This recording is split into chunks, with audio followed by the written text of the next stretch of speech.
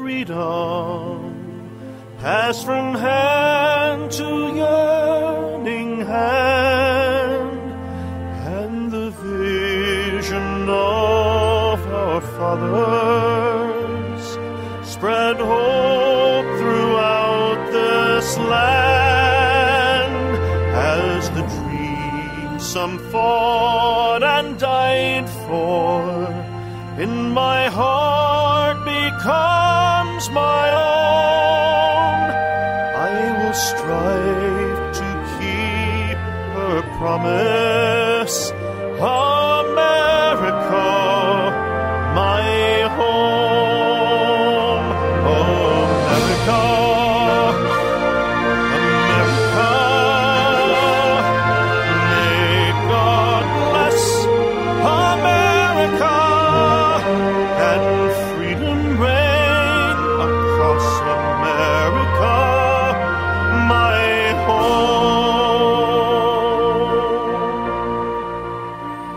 From the shorelines to the prairies, to the cities great and small, we have reaped the fruits of justice and liberty for all. So with deep appreciation. Good evening, ladies and gentlemen. Welcome to another edition of Character Matters. I'm Dr. George Simon. This is the program where we talk about what I consider to be the most pressing issue of our time, the character crisis affecting much of the free world, much of the world actually, and responsible for many of the problems that we're having, social and economic, and talking about the toll that these issues can also take, especially in relationships. If you want to join the conversation, the number to call is 718-717-8296. That's 718-717-8296. We've had a bit of a problem with the phones getting forwarded properly, but we're hoping that that'll be resolved today. And we welcome you to join the discussion if you have a question you'd like to ask, or a situation you'd like to share that you think our listeners might be interested in discussing. By all means, call in, and we'll be glad to discuss it. I want to talk to you tonight most especially about some information that I posted on my blog at www.manipulative-people.com. Been posting the last couple of weeks once again on narcissistic personalities and some of the problems that can occur in relationships with narcissists, and looking to dispel a few misconceptions, and we'll be talking about some of those misconceptions momentarily. But I have a series of articles beginning a couple of weeks ago that will continue for another few weeks on the blog that will address not only narcissistic personalities, but also we'll talk about various other personality disorders, including the group that I like to call the aggressive personalities. This group includes folks like antisocial personalities, sociopaths, and psychopaths. So you won't want to miss the series, and especially you won't want to miss it because I'm going to be addressing, once again, as I have several times before on the blog, but feel the need to do again, some of the misconceptions that really float around out there. Not in small measure, because frankly, some of the terms that we use to describe these things are used inappropriately by professionals as well as laypersons. Sometimes folks speaking imprecisely can do a lot of damage by throwing terms and using them inappropriately.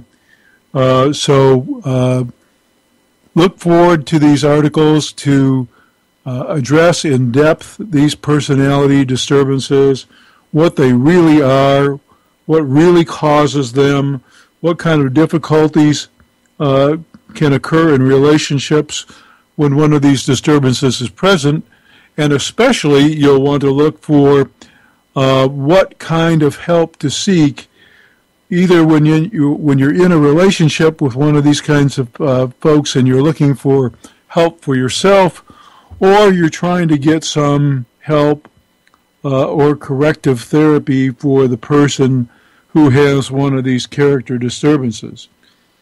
I get perhaps more emails every week and more comments through my blog and more comments posted on my blog articles reflecting the exasperation that folks have felt trying to get, number one, their own feelings validated when they turn to a therapist for help, and number two, trying to get some therapy that would really make a difference in dealing with the character-impaired person in their life. It turned out to be a nightmare experience for them, and there are some good reasons why this commonly occurs. So you won't want to miss the upcoming series of articles on my blog. That's www.manipulative-people.com. You might also want to pay a visit to my website, www.drgeorgesimon.com. That's DRGEORGESIMON.com. And also, I write for a blog that's based overseas that you might want to check out, and that's www.counselingwith2lsresource.com. That's www.counselingresource.com. All of these are good resources for you, as well as my two books, In Sheep's Clothing, Understanding and Dealing with Manipulative People, as well as Character Disturbance, The Phenomenon of Our Age. In Sheep's Clothing is perhaps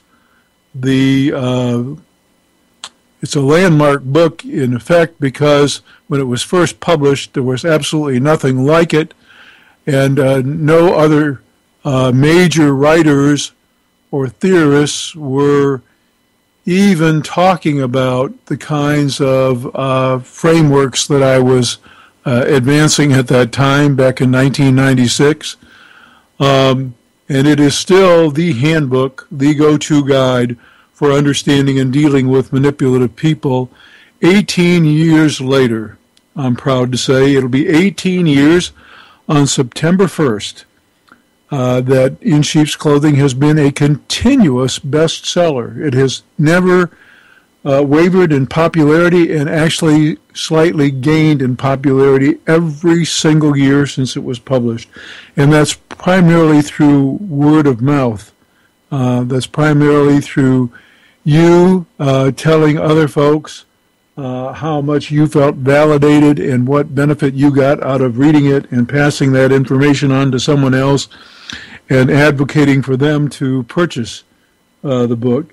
And the same is true of Character Disturbance, The Phenomenon of Our Age, which is a more in-depth study about all the disturbed character types, all the character disturbed or impaired folks, all the character disordered folks that there are out there, and the kinds of problems that they can cause in relationship, and what you can do about it, how you can protect yourself, how to understand and deal with these folks effectively, what kind of help to seek, what to look for, how to know their game, how to know their tactics, how to get to know basically the way they think and the problems with the way they think, and head off problems at the pass. Protect yourself, not be a victim of the abuse and exploitation that these folks are capable of in their relationships. So those two books, In Sheep's Clothing and Character Disturbance, are my premier books on that topic. And then I also have The Judas Syndrome, which is meant for the Christian faith community to understand some of the same principles. And it's also a testament to how genuine faith can really affect change in a person's life, and how faith in the absence, professed faith in the absence of genuine change of behavior is empty and reflects basically the betrayal of faith that I call the Judas syndrome. So you can find out more about my books by visiting my website or my blog. So pay them a visit, if you will, and give us a call if you want to join the conversation today at 718-717-8296. That's 718-717-8296. I have two things I'd like to talk to you about tonight that I consider very important. I'm going to talk a little bit about this series that I've been doing on narcissistic characters, and I'm going to talk a little bit about some of the misconceptions that still exist about narcissists. I'm prompted to talk about this because I was sifting through comments on the blog. I'm fortunate in that my blog not only features these articles that are going to be helpful to you if you're in a relationship with any of these kinds of disturbed characters and you're wondering what to do and you're seeking to get your feelings validated. Not only are you going to find value in the articles, but you're going to find that the followers of the blog, the folks that read these articles regularly and contribute, these folks contribute a wealth of information, not only from their personal experience, but they ask questions, and these questions get answered by others and myself. They share experiences, they elaborate on some of the themes that the articles address, and they provide perhaps as much, if not more, information, valuable information, helpful information to you as do the articles themselves. So I'm very fortunate. But there was a comment on one of the articles that I'd written about narcissists, and it was such a familiar comment. I get, I'd say, on the order of a couple dozen emails a month on a very, very similar order, because folks will tell me that they have been dealing with a narcissistic character, someone who's so self-absorbed, and we'll get into all their chief characteristics in just a minute. But they will tell me that they believe that underneath this person's grandiose exterior, they must have an impaired self-image that they're dealing with. They must have low self-esteem that they're compensating for. They must have issues stemming from their childhood where they didn't get the affirmation and recognition that they needed, and so they have this need to feel great. They have this need to feel better than others. And this stems from deep wounds in their childhood or things they didn't get, and they're compensating for that. They built up these defense mechanisms. And these are the classical ideas about various personalities that have been advanced for many years now. They had their origins in the Victorian times. They never, ever, let me stress this, they never, ever, none of these theories ever had any empirical validation. In other words, there was no proof that these theories had any validity. And these theories, by the way, as I mentioned, in a couple of the responses that I made to some of the feedback on the articles this week on the blog, these same theories that brought you this idea that the personality you see is really a cover, it's really a compensation for a different reality underneath it all. That the person is a wounded child dealing with fears and insecurities, hang-ups, guilt, shame, blah, blah, blah, blah, blah. And the face that they put on, the social mask they wear, is just a cover for that. So they're really not all that big-headed. They're really not all that selfish. They're really not that all egocentric. They appear that way. Underneath it, they're wounded, they're hurting, they're fearful, they're anxious, blah, blah, blah, blah, blah. And so you can just get them to see the light, or if you can just get through to that good person underneath, everything will be hunky-dory. These same theories that brought you these notions that have never been validated, these same theories also postulated that schizophrenia was the result of infants and young children being given love-hate mixed messages from their parents, especially from their mothers.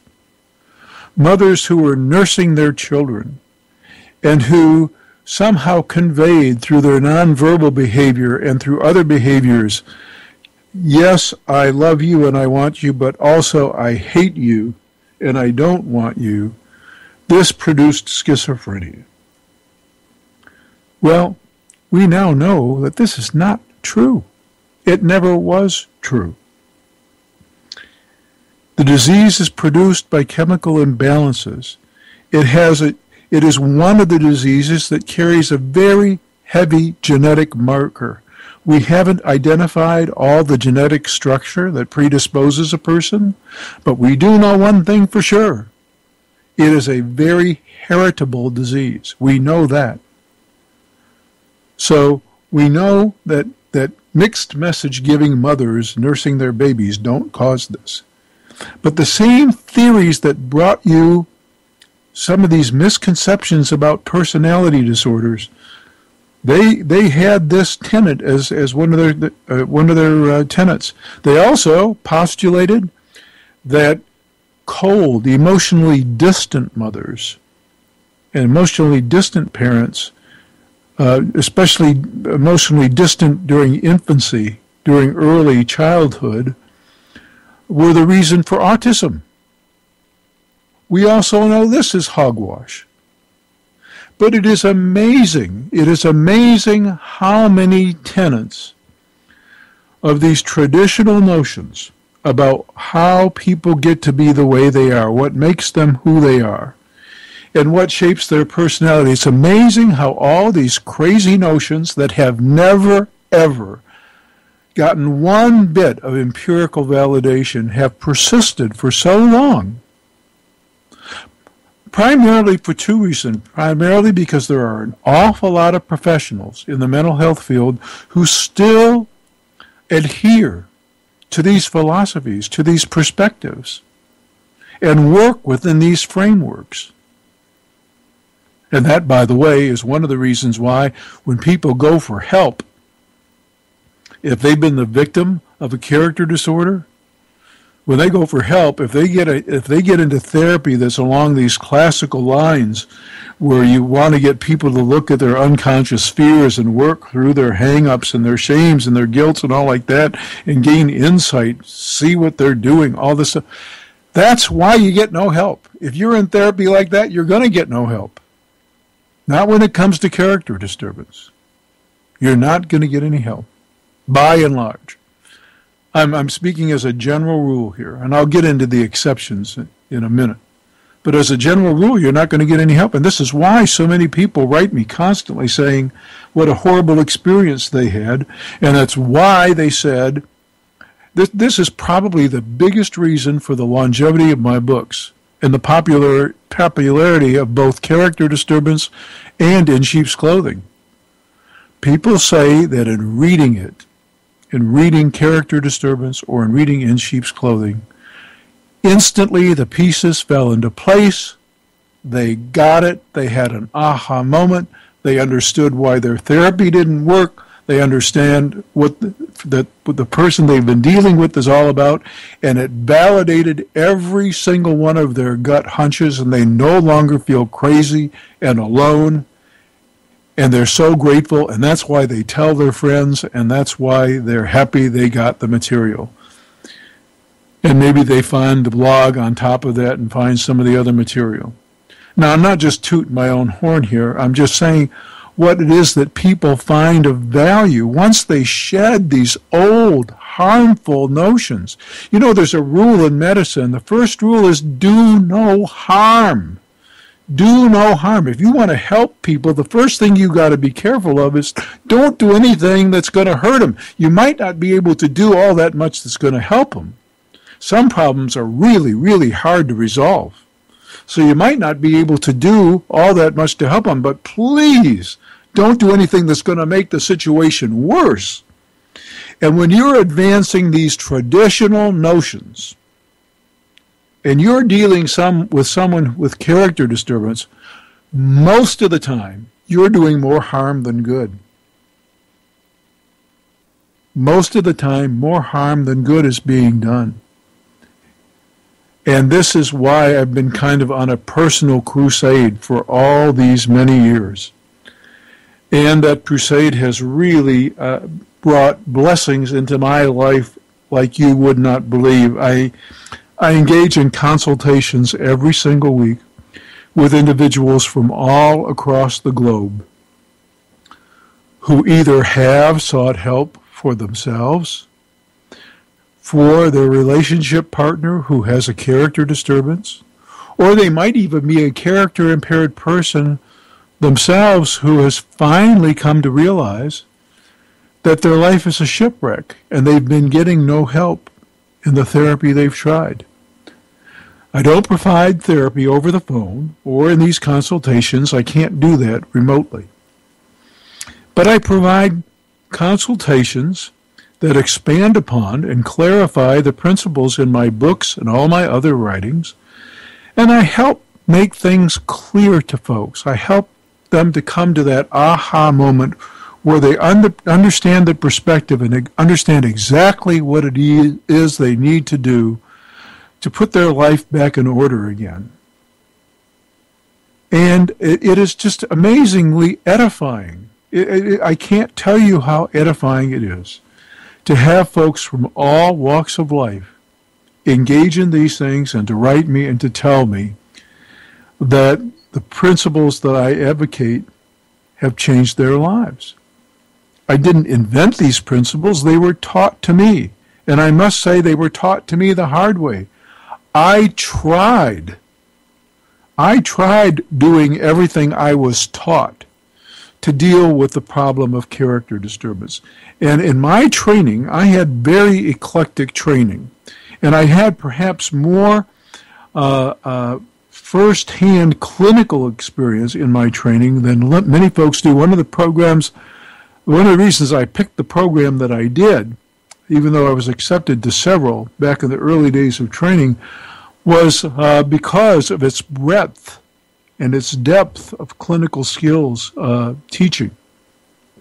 So I was well versed in all the methods, including all the classical methods, and even some of the newer methods that were just coming of age. And I tried them. They didn't work. And I was determined no longer to do harm. I wanted to do some good.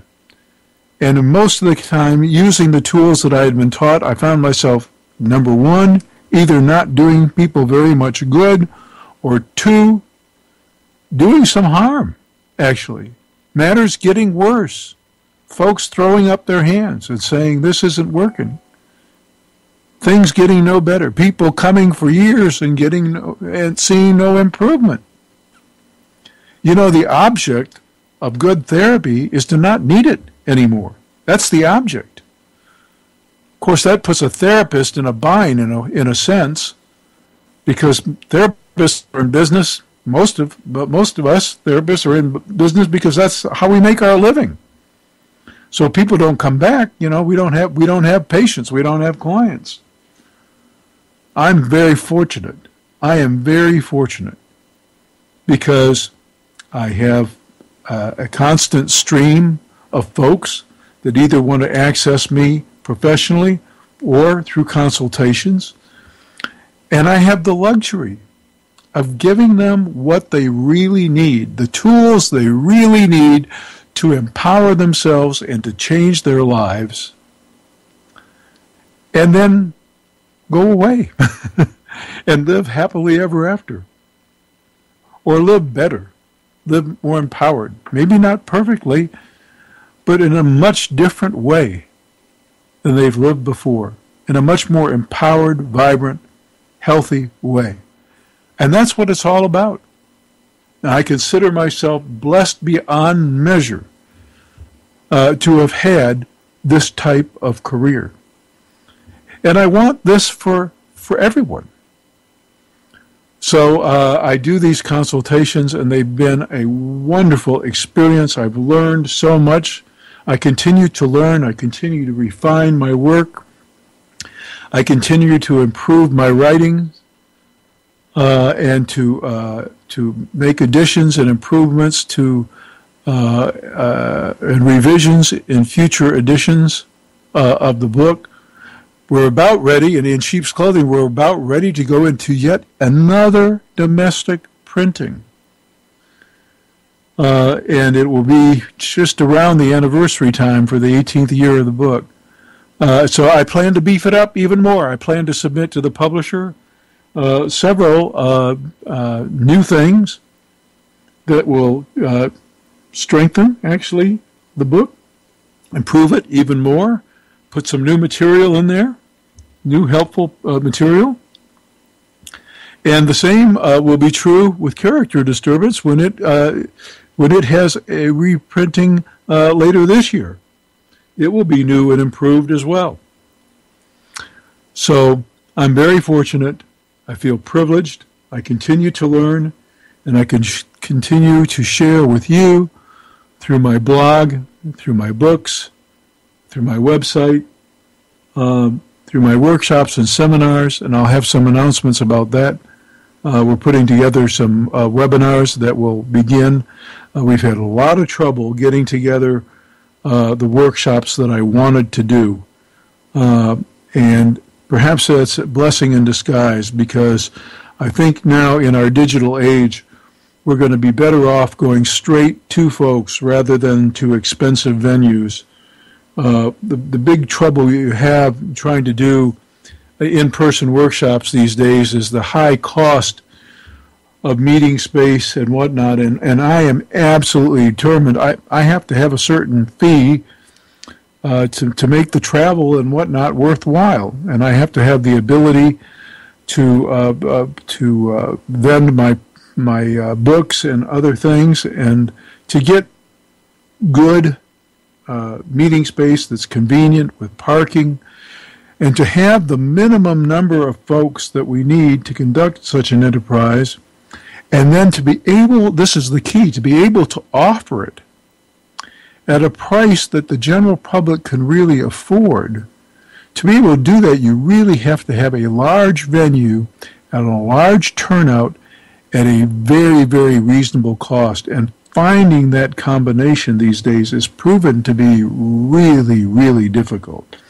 So what we're going to do instead is we're going to be going to the internet, and we're going to be editing even further and adding new materials to some webinar segments that I already have prepared, plus crafting some new webinar pieces, plus adding some live content to the webinars, and then we'll be scheduling webinars. We'll put up information on the website and blog. You'll be able to register online, and by golly, we'll be doing these workshops beginning in the late fall. And I can't tell you how happy I am to be able to do that. So I'll have more information about that later. But let's get to the discussion here at hand about these narcissistic personality disorders and some of the comments that were made and what I wanted to address about these folks. And if you want to chime in on that discussion, once again, I invite you to call in at 718-717-8296. That's 718-717-8296. You might have an anecdote or two to share, or you may have firsthand experience, or you may have a question to ask, and I'll be happy to answer it. I'm not positive that the phone issue is resolved, so but please give it a try. I haven't yet seen any calls come through, and that could be because Nobody's called in yet, or it also could be because the phone issue is not resolved.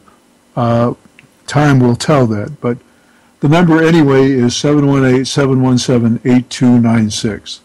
Let's get to the business at hand. The blog post this week is the second in a series on my www.manipulative-people.com website, blog site, and the blog this week, the post is titled Narcissism and Relational Abuse, Both Active and Passive. And it's a follow-up to last week's article on abuse and exploitation taking many forms. And I want to talk about this distinction between active and passive abuse. And active and just the active and passive dimension of functioning generally. And what I mean when I say that narcissists can be passive in their disregard for the wants and needs of others and too egocentrically focused to care much about others. The term passive has meaning, and it's often, this is a term that's often misused, even among professionals. Passivity has to do with what a person does not do. In other words, for example, let's take, for example, and this is also very, very, very much misunderstood. Let's take the concept of passive aggression. Passive aggression is displaying uncooperativeness, oppositionality, or hostility. It is fighting or resisting by not doing. It's what you don't do. In your anger or in your determination to fight that characterizes passive aggression. It could be a simple thing as forgetting once again, not so accidentally, what your mate has asked you 3 times to do. You didn't like the tone when they asked it. You didn't like the fact that they're harping on you. It ticks you off when they keep bugging you about it. So you don't really want to do it. You're not motivated to do it. And so you not so accidentally forget to do it. It's what you don't do. That's passive aggression. It can be giving someone the silent treatment, not talking. Perhaps you're ticked at the person. Perhaps you're feeling exasperated trying to get a point across. Perhaps you feel they're not listening to you, so you don't want to talk. Perhaps you're afraid that if you do talk, you'll get shot down. You won't get listened to again, so you don't talk. It's what you don't do that describes passive aggression. That's the passive dimension in anything. That's why we call the word passive. Words mean things. Professionals are horrible about the misuse of terms too. Most of the time when I hear people use the term passive aggression, they're usually talking about very active, very deliberate, calculated, concrete action that's aggressive, but subtle and covert, which is the heart of manipulation. Most of the time I hear people talking about passive aggression, what they really mean is covert aggression. It's one of the reasons why I wrote In Sheep's Clothing, to clarify that point and to explain what it really is. But narcissists, for the most part, have this passive disregard for the rights, needs, concerns, and desires of others. In other words, they don't much care. They don't much care what other people want or need. They don't concern, it's what they don't do. They don't concern themselves with what others need. Why? Because they're too concerned with what they want and need. They're always focused on themselves. It's all about them. And when it's all about me, I don't even have time to think of you. It's not that I actively tune you out. It's that I don't even pay attention to you. You're not on my radar. Your needs are not my concern. Your legitimate desires are of no interest to me. Your desires in the relationship are not of interest to me. I care about my own sweet self. I don't really care about you. So most narcissists have this passive disregard. And when narcissism becomes really malignant, when it becomes the worst form, the most severe, egregious form of narcissism, it's because there is no empathy, no capacity for empathy. And that, of course, means that there's no possibility of having any regard for any other person. Because there's just no feeling there in the heart about human life and the value of human life. And boy, are we in the age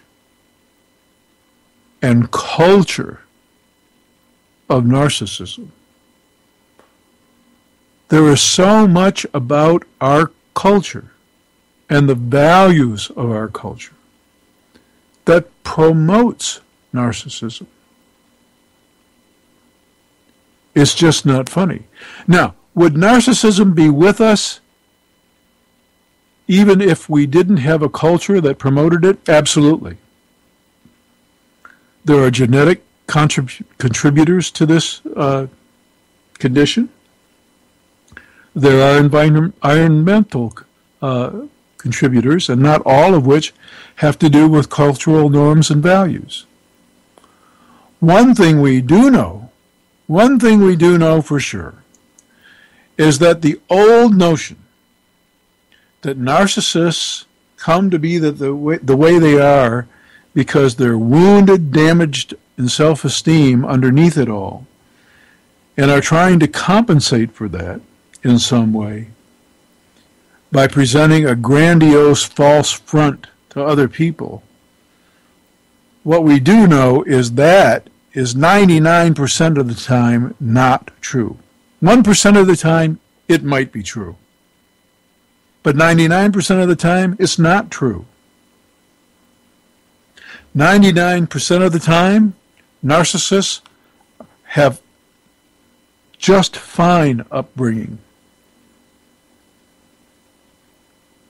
99% of the time, unfortunately, they were given too many messages of entitlement, both in their culture and in their experience growing up. They were meant to feel too special. They were taught to value the wrong things. And they just kind of innately have predispositions towards some grandiosity, toward a lack of concern for others. Like I said, in the most egregious situations, no empathy at all, not even the capacity for empathy. These are the things that really make up a narcissist. And if there were any aspect of our culture that has done more damage in this way, it would be all of the things in our culture that foster attitudes of entitlement, whereby people think they're deserving of something just for being here. This is just unbelievable. No regard for this life is a miraculous gift. There is not any person that has been born on this planet that earned prior to their birth, that earned their birth.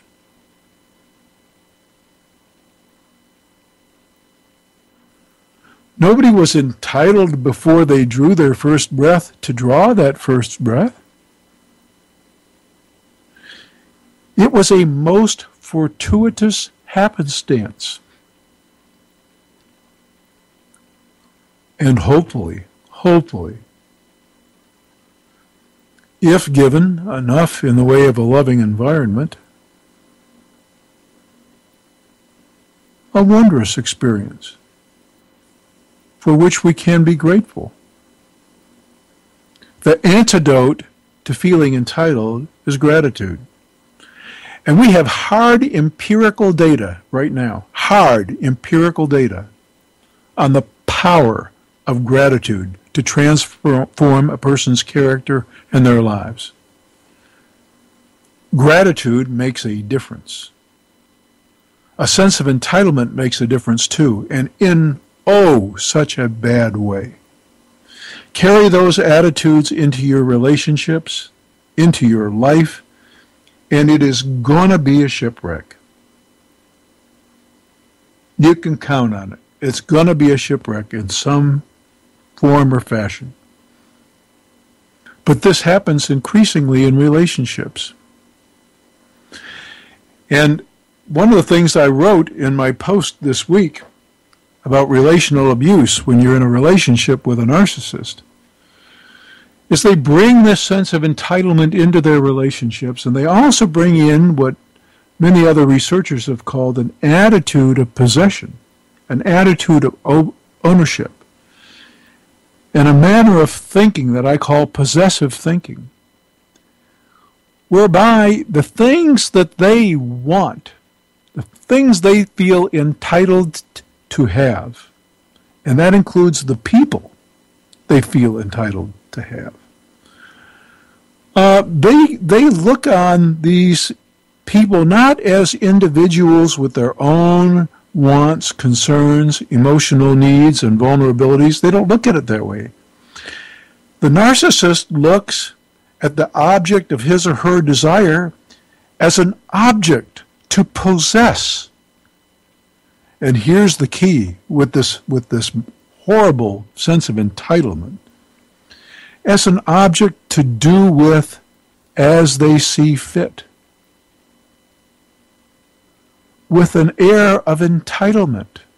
This is mine, and I'm entitled to do as I please with it. And this scenario can get played out in the most grievous ways, in the most catastrophic and tragic ways. As I mentioned in my post from this past Friday, it's what plays out in all of these relationships that end in a kind of, well, if I can't have him or her, then no one can. And so when the jig is up, and the person who's been in an abused situation has finally had enough of this narcissistic Looney Tune, and they finally are done and they want out, and they've separated or they've moved out or whatever the case may be, and the narcissist just cannot accept that they cannot accept that blow to that grandiose ego, and they cannot relinquish what they feel entitled to possess. They get into this, because you're mine, because I own you, If I can't have you, nobody else is going to have you either. And it gets played out in these horrific circumstances where the person comes and blows everybody away, even their own children. So sad. So sad.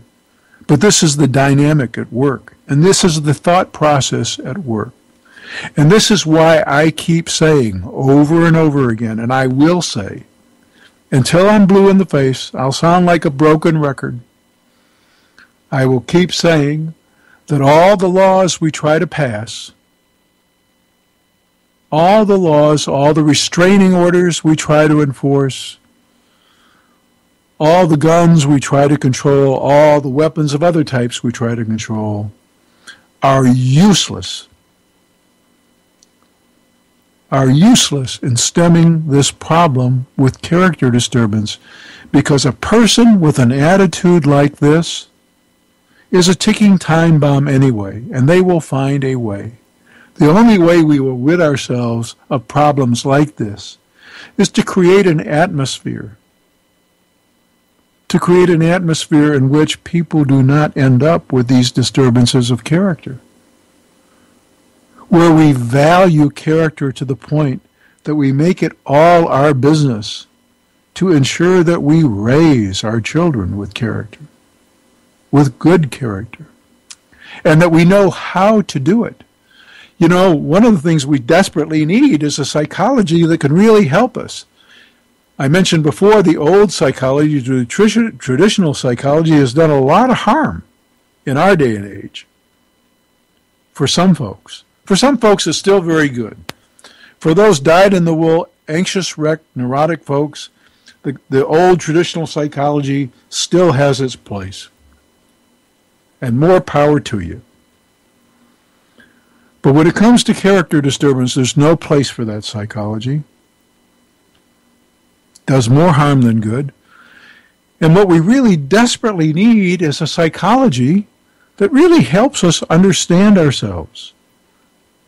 Helps us really and truthfully take a look at this nature of ours and what we need in the way of shaping experiences to help elevate us from the brutes that we naturally are to the people of character that we can be. I've spent my whole life trying to develop this kind of psychology, and I can't do this alone. And I don't know that much energy is being placed into it. I only know of a couple of other heavyweights in the psychology field who are even talking about this. And thank God they're talking about it, but at least they are talking about it. But we don't have enough people talking about it. I quote one of them in the introduction to my book, Character Disturbance. One of the real, true heavyweights, one of the greats in the field, who after years of his own experience came to realize, yeah, character matters. It matters after all. After all these fancy things that we said and did and said we knew about why people did the things that they do, what gets them into trouble, and what they need to get better, lo and behold, character really matters. And we haven't done near enough to understand what goes wrong that creates such a character crisis that we have, and what we need to do right in order to turn the tide and build better character in our folks. And it's a problem worldwide. I'm going to be talking next week about psychopathic characters, and they are really on the rise all over the place. These are the fearless warriors who pull the hearts out of their enemies without fear, without shame, without a second thought, without any empathy, and who want to rule the world. And they had a place back in the times when we were preyed upon by every single other species. But we've evolved to the point now where we have this thing called civilization. And the psychopaths among us only prey upon us. They're the ones we have to worry about.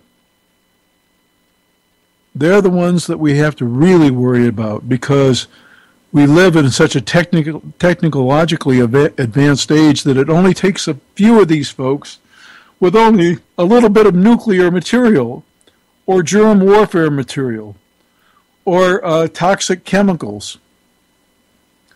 And just think of the damage that they can do, trying to get everybody to bow down to them and to their will for us, if you will. The kind of environment that they'd like to create by force and have everybody knuckle under and be subservient to them. This is happening in all these militant movements all across the world.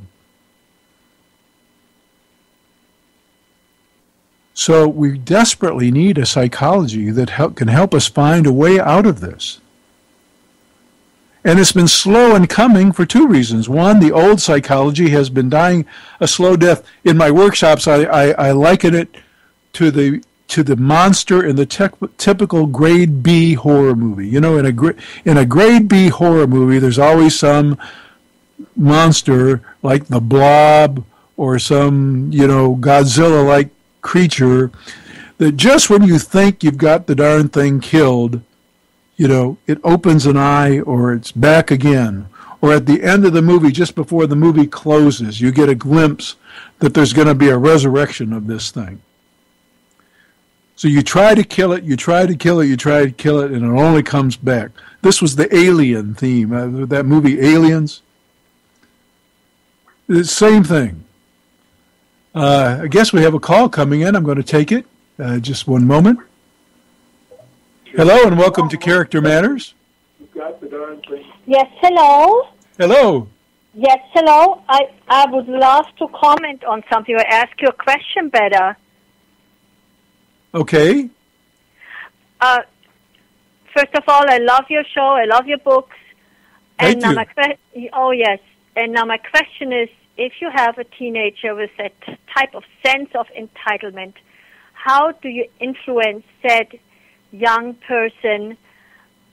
I guess it's almost like a movement. All these young people, but Okay. some turn out better, some don't. Some just think they have this sense of the entitlement. So what can you do as a parent to help?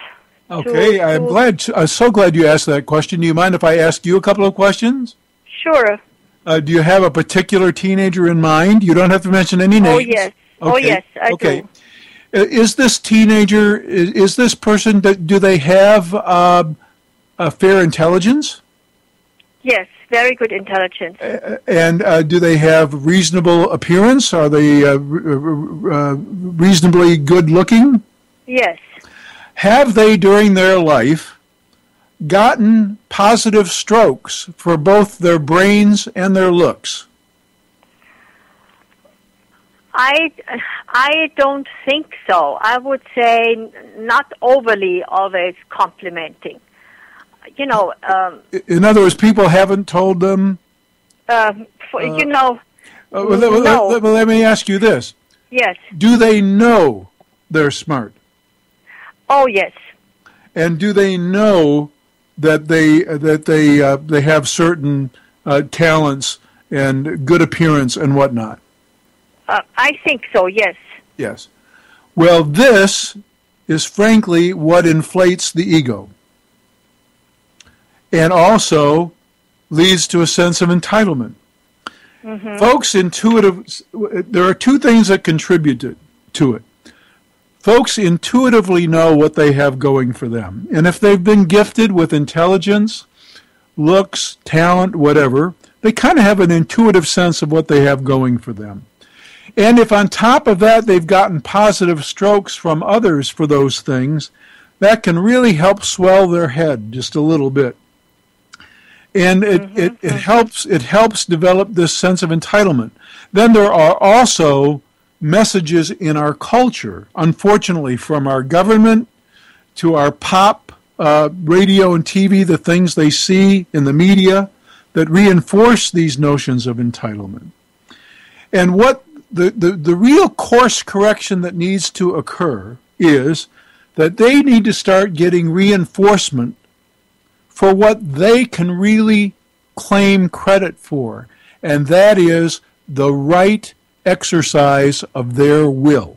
In other words, it's what they do with the gifts they've been given. It's the good that they do, the pro-social actions they take, that is worthy of any kind of praise, no matter how small. And so if you want to build legitimate self-respect and you want to reduce the sense of entitlement, the thing for parents to do is to reinforce every small effort on the teenager's part to use their intellect, to use their talents, to use their abilities wisely in a pro-social way. Even the smallest acts, every time they exercise their will rightly and pro-socially, to reinforce them for that and to say, now that's worthy of my respect. That's what builds it. The other thing that builds it is having them earn everything. Yes. Everything. Yeah. Especially respect. Most especially respect. You know, back a while ago, it was so very popular for the rappers and other folks to talk about being dissed. Being disrespected was a big deal. Folks wanted instant respect. And if they didn't get it, by gosh, they would get it at the point of a gun. Yeah. They demanded respect instantly just for walking this earth. Mm-hmm. Respect is one of those things that really needs to be earned. And so one thing we've learned this really, it's the most reliable information that we've learned from research. If you want kids of character who don't have that sense of entitlement and who go on to do great things, there's two things necessary. You give them unconditional love, unconditional affection, and you give them very conditional approval. Very conditional approval and respect for the things they've done. Let them know that the right exercise of their will matters, and that alone is worthy of respect and praise. And before you know it, you're helping to build character. We've looked at all the kids who grow up to be persons of integrity, and those are the two reliable factors. So those are the things to keep in mind. Did I address at least some of that for you? Oh yes, I understand very well, and I have to ask that that unfortunately parents do not have all this influence anymore on their children. It's also the internet and yes. all these groups on the internet, and I can say I have given my children unconditional love. And I was not too eager to immediately always approve and praise everything. You know, I try to be realistic with my praise, but I think today children, they go on the internet and then they have friends on there, and parents don't even yes. know about it. And these friends sometimes can really manipulate in a very negative way. And sometimes it feels, especially in the teenage years, as a parent, you're almost at a certain point you're helpless. Yes, and they get rebellious. Well, and that's why it's so important to reinforce for even the little things, every little effort. Little thing. Yeah. Every little effort. That's right. Yeah. And sometimes you just have to be willing to wait. You know, you're going to get a lot smarter as they grow older. And we're coming up against the end of the program here. You're going to get a lot smarter as they grow older. They're going to realize it. And even though they've got other influences competing with you now, that will change, and believe me, all that affirmation and respect will pay off. So all the best to you, and thanks for calling in. I'm sorry we're up against the break here. No, but thank you so much for your precious advice. Thank you. Thank you very much. Well, bye-bye. You won't want to miss next week, folks. I will not. Bye-bye.